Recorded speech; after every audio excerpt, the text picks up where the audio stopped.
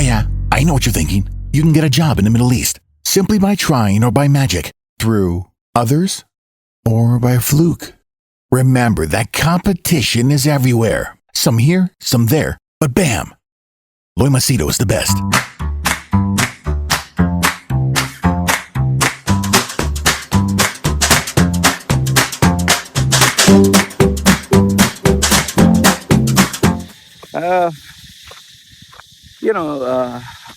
I'm a coach. I'm a consultant. I'm an online online coach, basically. So, online consultant or whatever you can call it. And my core area of specialization is personal branding. This jobs in Dubai just was a side thing. It fell on my lap. And because I was doing it for a couple of years, around 20 years or so, I've got better at it with time. However, once a while I get strange requests. It can be anything from life coaching. Because I have studied all those disciplines, okay? Life coaching, proactive coaching, relationship counseling, just dabbled a little bit here and there. I wouldn't call myself an expert at it. But what I tend to do is I use logic, practical thinking, and I give a perspective. I give an opinion. And it's surprising. Sometimes I get strange requests, or I get requests about addictions, which is not my specialty. I get about losing weight, even though I'm not an expert at losing weight, but I've tried. I failed. I give them my experience. One of them is very popular is the career, and I think the most common or most popular one is marriage, love, sex, So this is what is pretty popular with people. And to be specific here, it is primarily getting married to a Thai girl. Okay. So yesterday I had a family that got in touch with me, took my services. I was expecting it to be personal branding. They said, we'd like to book a session with you for an hour. We know your rates. And so I said, can you tell me what is it specific? Because I wanted to know whether, what it is. Because can I deliver if you book a session? Saying, it's a personal matter. We will speak to you once we book a session. Okay, fine. If that is what you want. So after the session was booked, this family, they introduced me to themselves. They introduced me to their son. They have one son. And they have settled down in the West. So, young boy, nothing wrong with him, pretty smart, but very much a shy introvert. Okay, very much a shy introvert. Perfectly, there's nothing wrong with him. He doesn't have any issues. Doesn't smoke, doesn't drink. But the only thing is a very shy boy, very, very shy boy. Okay. So I asked, okay, fine. I still couldn't figure out. I thought maybe it's career advisor. So then they said, okay, we would like you to advise us and guide us on how to find a nice Thai girl for our son. Now, I obviously cannot give you private details. It's an Indian family, okay? So they wanted a Thai girl. So I was curious as to, why don't you get an Indian girl, or why don't you get a girl from the area where you stay? So they just said that it's very hard. The boy finds it very hard to interact with the girls. He is not comfortable. They're very modern. So he has been having issues. So obviously I did ask, is he gay, or they said no, that he likes girls and he talks to us about it. But it's still left me thinking, the boy is so shy that he wants the parents to do the talking for him. So then I said, can I talk to the boy? And he was okay. Only thing, he was a little shy. That's all. Now, for the people who want to get married in terms of a Thai girl, I thought I'd just give you a couple of pointers here because, when you see my videos, I mean, you're seeing one person, you're seeing one individual. That one individual doesn't represent a whole country, or the one person doesn't represent everyone. Like, for example, you know how an Indian looks like, specifically a South Indian. If I were to say South Indian, you'll always, the normal image that conjures up is a person who has a big mustache, oily hair with, a lot of coconut oil, has shirt, and you call it a lungi or a sarong. It's like a cloth that is draped around the waist. And they are farmers. So, and then when I tell people that I'm a South Indian, they're like, no fucking way, man. So me doesn't represent the entire South Indian community, or me doesn't represent the whole of India. So in the same way, my wife doesn't represent all the Thai women in Thailand. Okay. So that's the first thing which I want to tell you. The second thing is, it's not that straightforward. It's not that easy. It's not that straightforward. It's not like, okay, Thai people are very polite. They're very humble. So if my son gets married to a Thai girl, she'll be very humble. See, what you're seeing is the marketing material. What you're seeing is the image that they portray online, that Swadi Khap and, they're bowing. It's like, for example, when you say India, people think a girl wearing a sari says namaste, and, there's a magic carpet, and there's a cobra, and there's a guy with a turban. Right. That's only the marketing material, man. Like Maharaja and all that. The majority of, forget Indians, the majority of today's population is influenced by social media, by, YouTube, and everyone's trying to be something what they are not. So, a Thai girl, today, let me tell you this. The Thai population, or almost every Thai youngster, forget youngster, I think every Thai person is addicted to their smartphone. Absolute addiction.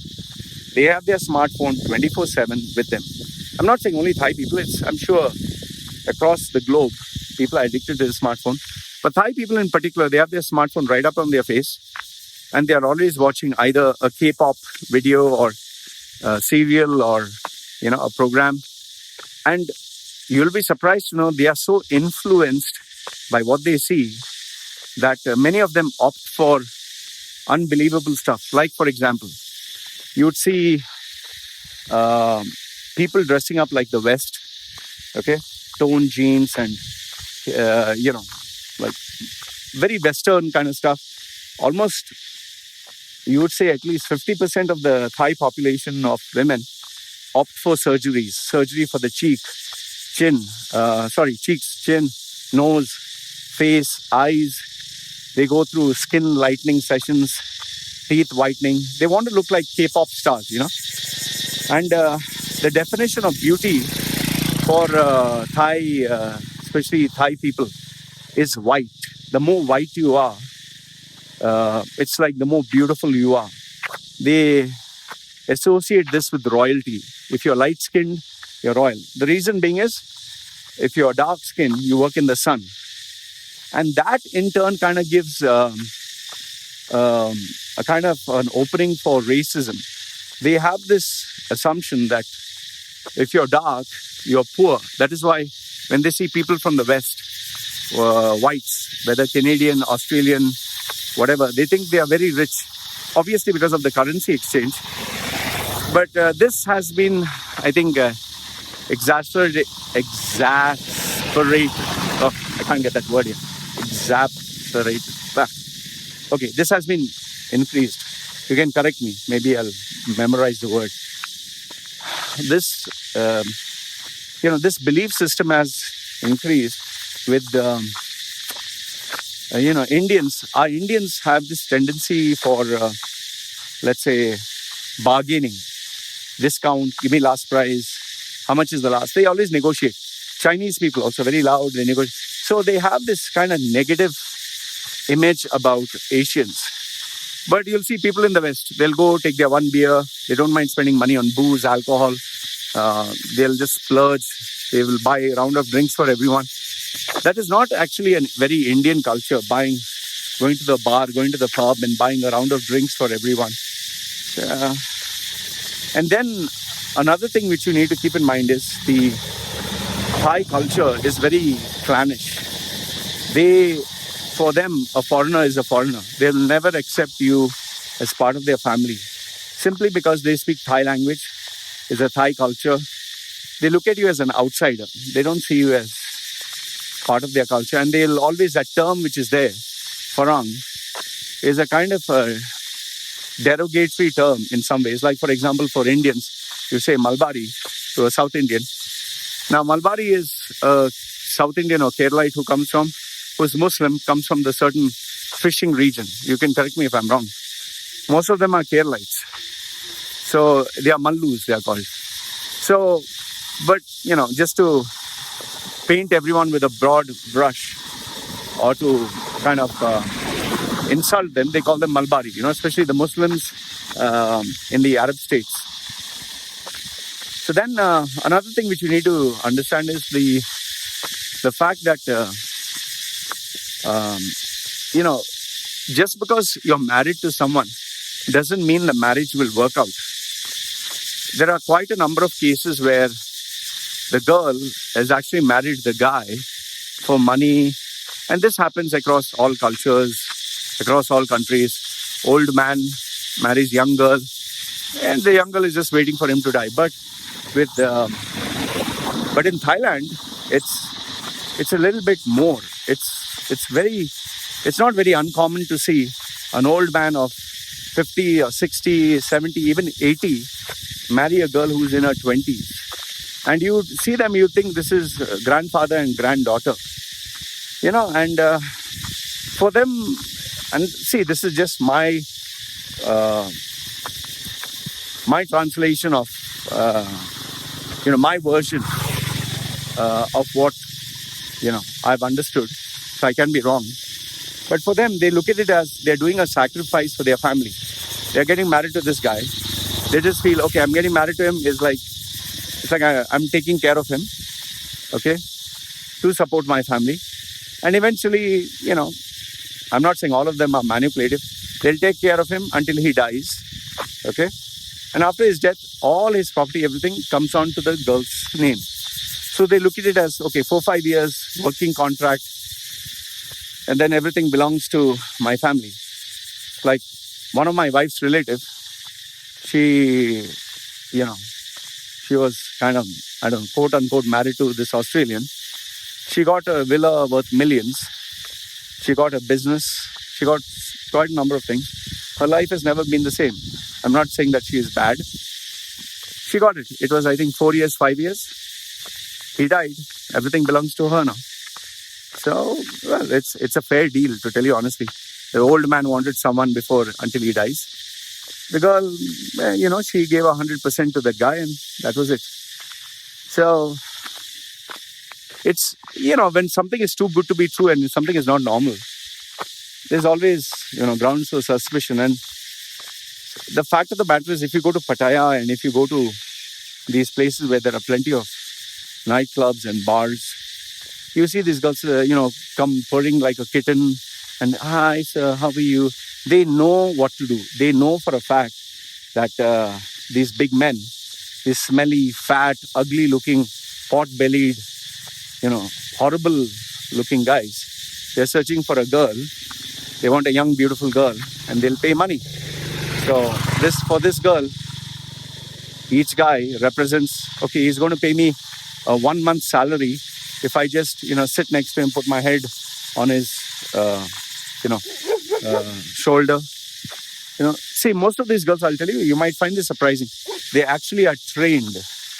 They get a lifetime of training to know how to act with the girl, how to act with the guy, how to behave, what to say. At a click of a finger, they will cry. They will say, I'm sad because my mother, my father is sick, and they'll try to get you to melt. That is why you go to a bar, you will see one girl having like 4-5 smartphones, 4-5, and each one is with a Facebook account, different account, and each one, I love you, baby, it's only you. They're very common, man. So, like I said, I'm not saying everyone is the same. The majority of the cases are like this, and in so many cases, you will never even know if the girl has any intentions or not. How can you read anyone's mind? How can you know anyone's intention?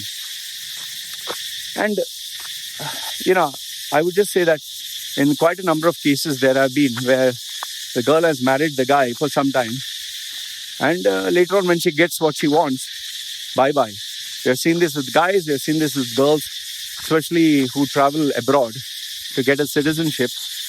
Once they get it, it's over. I'm not saying Thai people do that, but I'm saying this is a reality of what happens, So I told the family, see, listen, I understand that you want someone to be there for the young man, someone who will take care of him, like, the Asian kind of thing.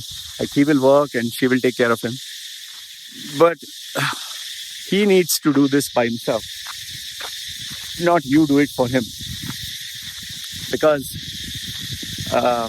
when you're talking about marriage, it's two grown people, grown-ass individuals who eventually get to know each other. And then, when the sex is no longer there, when the romance is no longer there, what keeps the marriage intact? It's the friendship. It's the ability to communicate. It's a trust.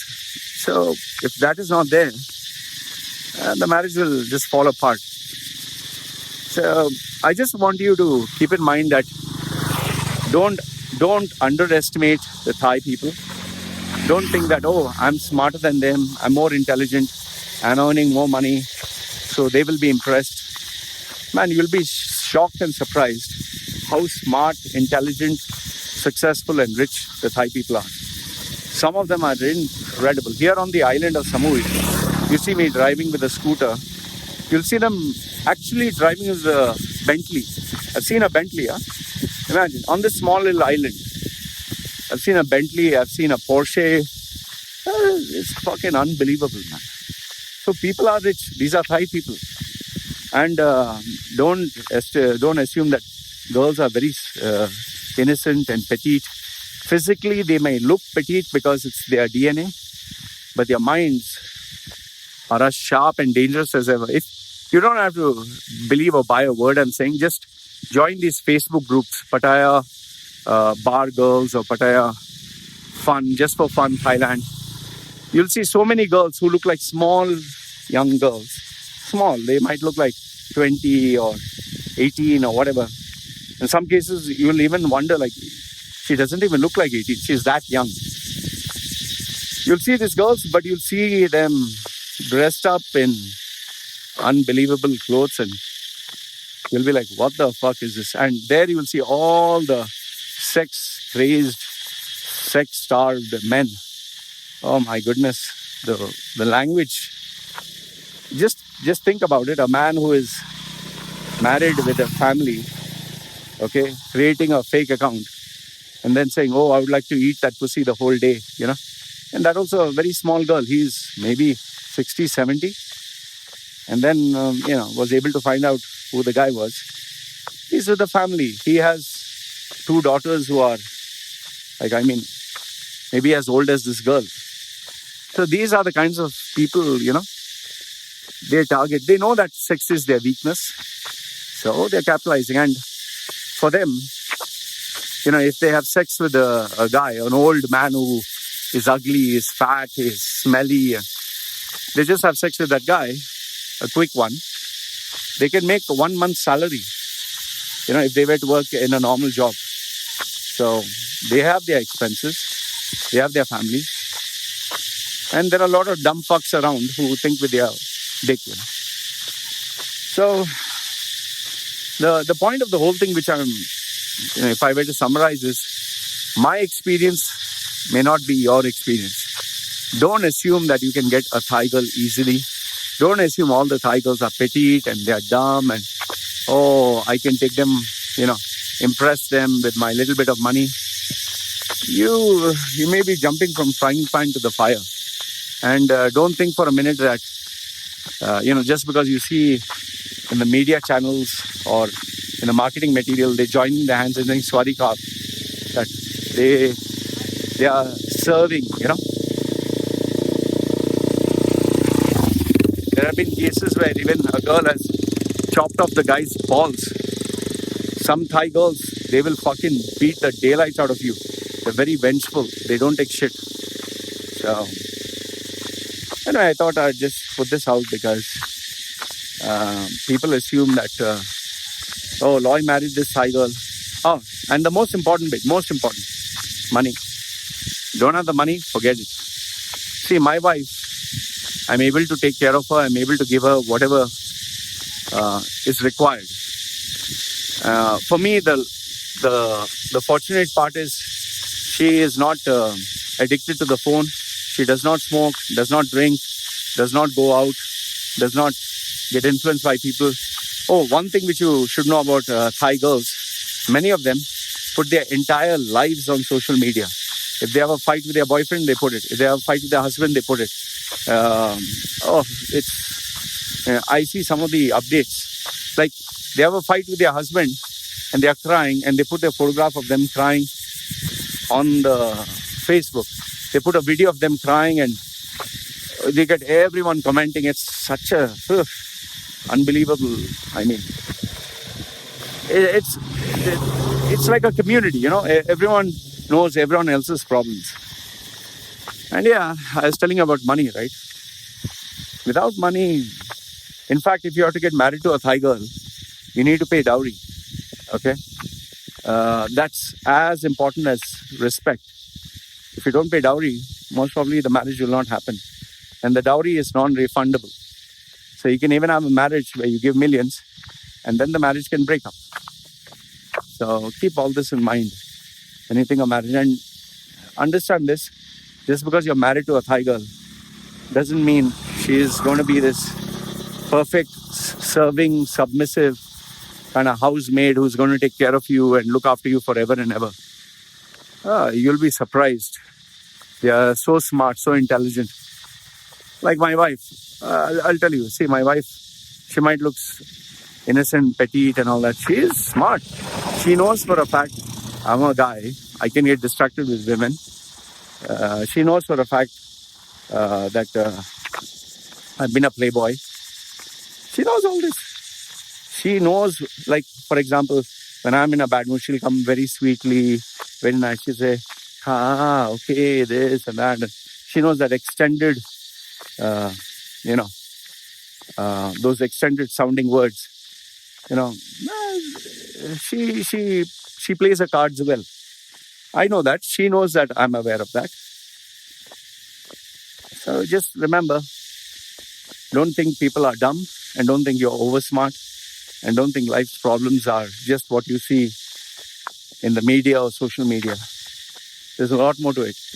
I was lucky to find her because I've been a playboy. I've literally seen, read through women, made all the mistakes you can possibly find. And my journey of how I got her was through Thai Cupid. Maybe if you're interested to know the story, I'll tell you how that happened. It's a really, really strange one, but I followed my strategy and it worked wonders. So anyway, guys, this was another video which I thought share with you. Let me know your thoughts. Let me sign off. Take care.